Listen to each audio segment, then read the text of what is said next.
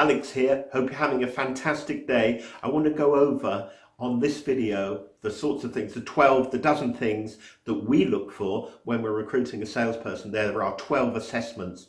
Whether they're a trainee, obviously we expect them to be more basic because we can still train them. If they're experienced, we expect them to have some good marks on each of these. We mark them out of 10. Now, if you're doing recruitment through somebody else, like most recruitment agencies just send a CV to you, they're not going to assess to this level normally. Why anybody would want to pay for that, I don't know, when you can get that service far cheaper. But if you're doing it yourself, advertising yourself or somehow trawling, this is how you do it. You've really got to assess these people. You can use these assessments to some extent. You could do questionnaires online, but really you need to be upfront with them to test them. We always advocate, if you're doing it yourself, do them in a group, because it's just too time consuming to do one at a time. It will burn up a lot of cost and all of your lost time. So interview in a group and get these tested in a role play or something where you can look at these sorts of things all at once. But before you employ any salesperson with experience, or really as a new entrant to this industry, they should have these dozen things. And I'm going to go through each one, but you should make a list of them, maybe run this video, write a list of them. It's all on our various websites. We've got free downloads to actually help you do that. We certainly do it on our interview process days.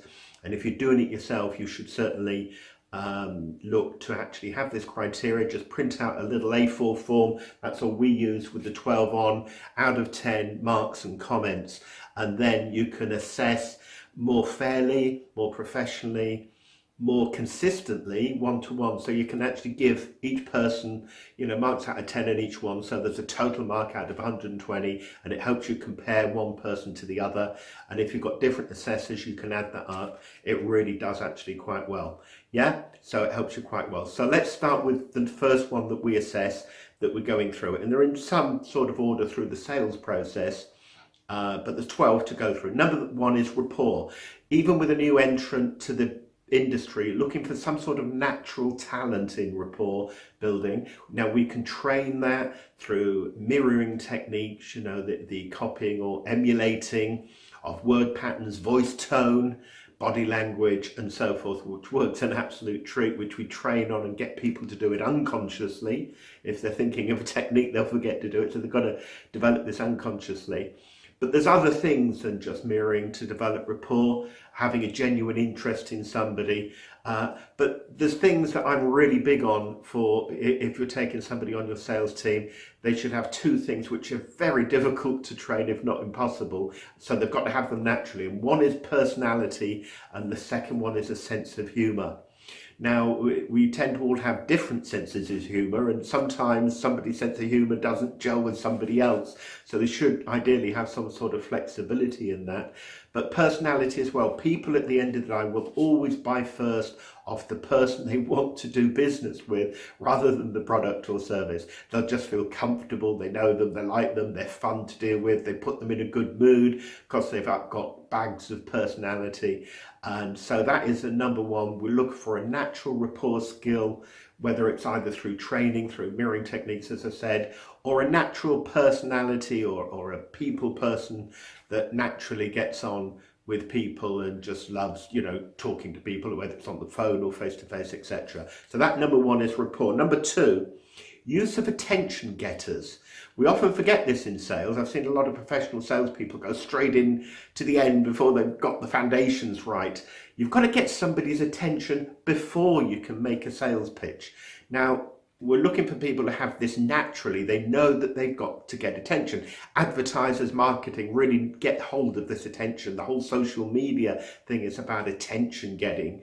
If you look at the top guys on the internet like Gary Vaynerchuk, Gary V, total social media marketing expert, he described himself as a day trader of attention, and that's what his background is. You can't sell to someone unless you first of all get their attention.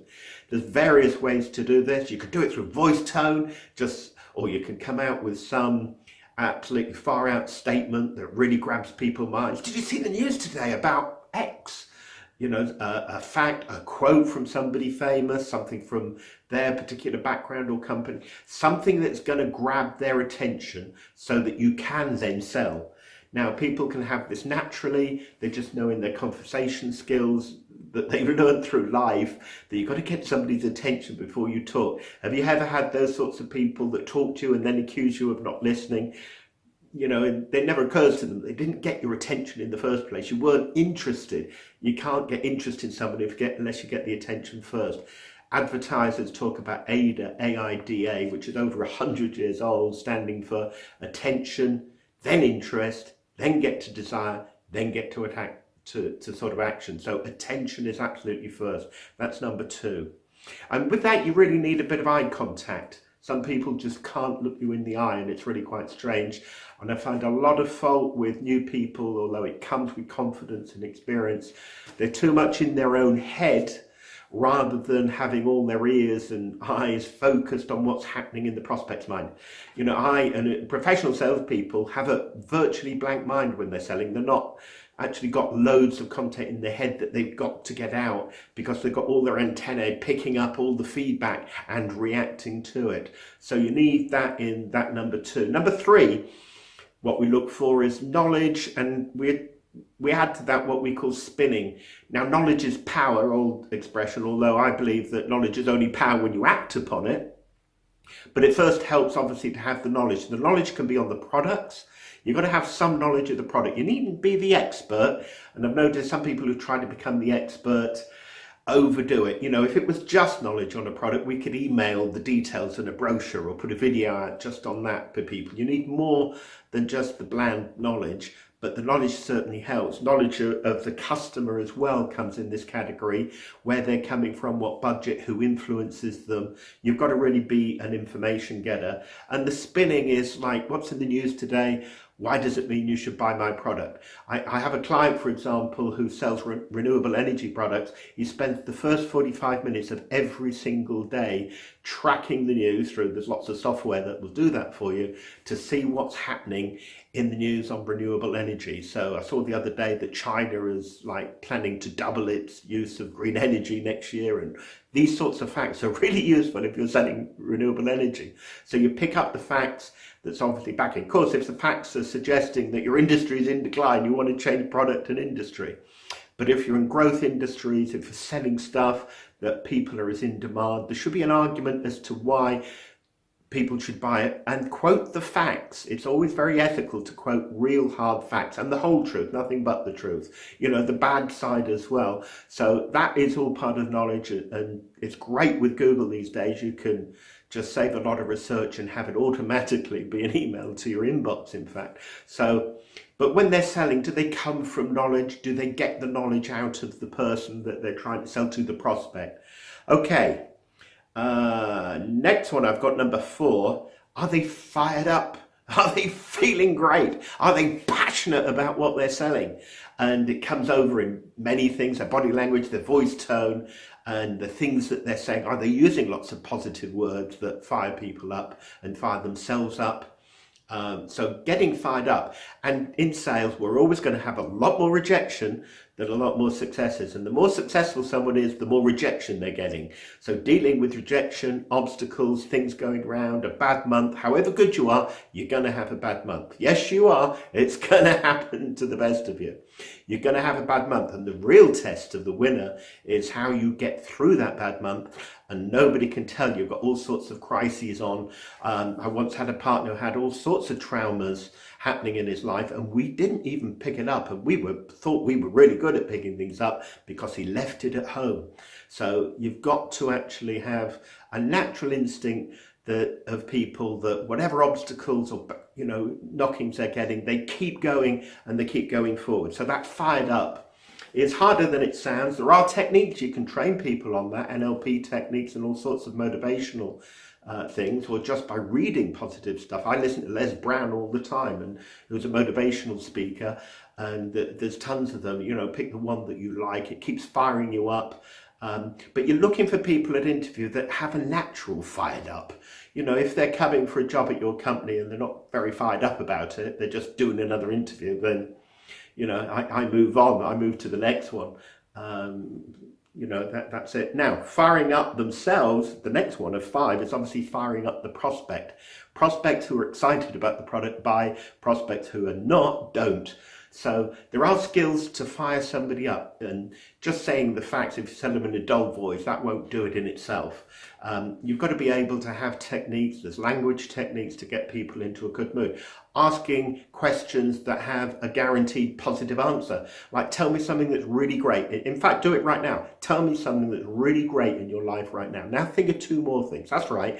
Think of 3 things in your life right now that are making you really happy. It might be some money you've come into, it might be a deal you've just closed, it might be a new something you've bought, whatever it is. Tell me what's really great in your life right now. Just 3 things. Now, it's very hard, if not impossible, to maintain a negative mood or not fire up a couple of notches just by focusing on the positive. So you go through your head, bring out all the filing cabinets and files, or everything happening, and you sift through to get the good stuff rather than the bad stuff. So now you've got a prospect in a good mood. Now, can they do this naturally? There are people that every time they meet someone, they just leave them in a far better mood than they did before. Very important in sales. It also makes it a lot more fun for everybody involved that they can do that. Okay, the next one I've got on my list, number 6, is questions. Questions are more powerful than most people realize in sales. I've written articles, and I've written within a couple of my books within Advanced Selling for Beginners. I go into 30 actual benefits to the salesperson of asking questions, totally different benefits.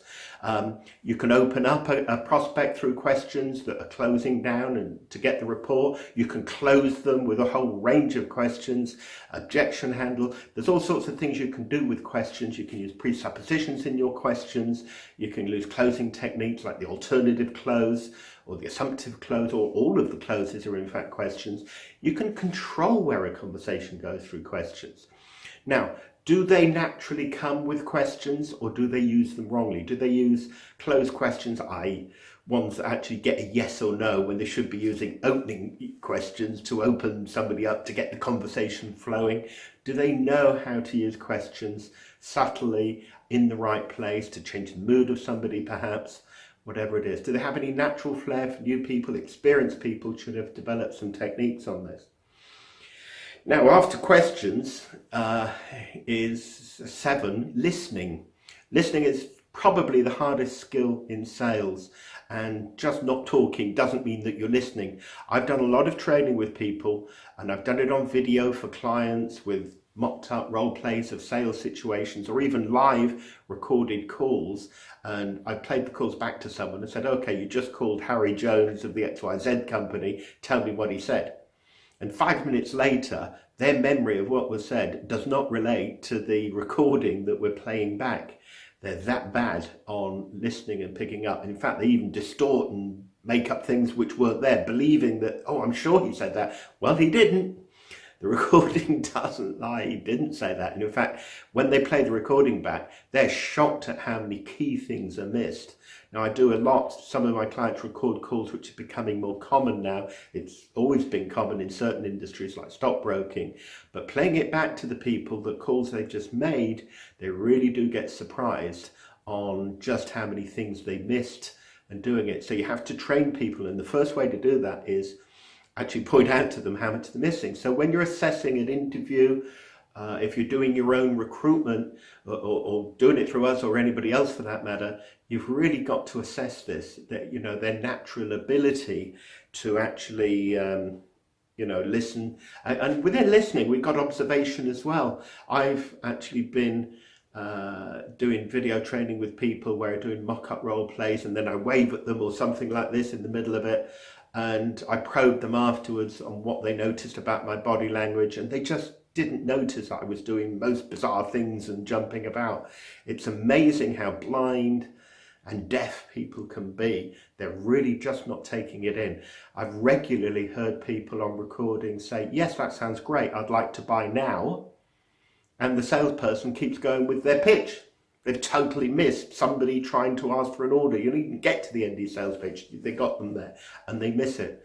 So this is really good for a natural skill, because again, it's harder to, you can, but it's harder to train. So a good listening skill, and sometimes as a role play, very simple. You can read something for 1 minute from a script, and then tell everybody to just write down the 5 key things they heard you say and just see how good they are at natural listening. Okay, my next one on my list, number 8, using what they say. Asking good questions, listening is fantastic, but you've then got to use what information is coming in. And salespeople have to do this in real time, process it, and then actually come back out with that. So it's a natural flowing conversation. Do they have this through the interview? Does it flow naturally? A good salesperson, it will flow naturally. It's not you speak, he speaks, you speak, he speaks. There's pauses where they don't know quite what to say. No, there's a natural flow, and they will subtly take control of it to make sure they use what you're saying. They can use mirroring rapport, but can they pick things up? Do they pick up in the language patterns, like which verb tenses are using the future or the past tense more? Key indicators. There's all sorts of things in language that they can pick up and use back when they're doing that. Number 9. Objection handling. Professionals always turn objections into benefits and say, exactly, brilliant, isn't that great news? This is why that's really advantageous to you. I'm glad you asked me that. Yeah? So there's lots of positive things, and some people can do this naturally, because in life there's lots of situations. Selling it is all the time. We're trying to persuade somebody, like an interview for a job is just another sales meeting type scenario. Asking a girl on a date or a boy on a date is a sales scenario. So they might have developed these skills naturally. So have they got them? Number 10, of course, is natural closing ability.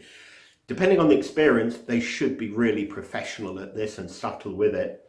But have they got any natural inclinations, or are they just price crumblers? They think that closing is offering lots of discounts and special offers until you buy, and they haven't really got the grasp of negotiation. Now, these techniques can be trained, but you're looking for what you're looking for really on a new person is an assertiveness without being pushy or aggressive.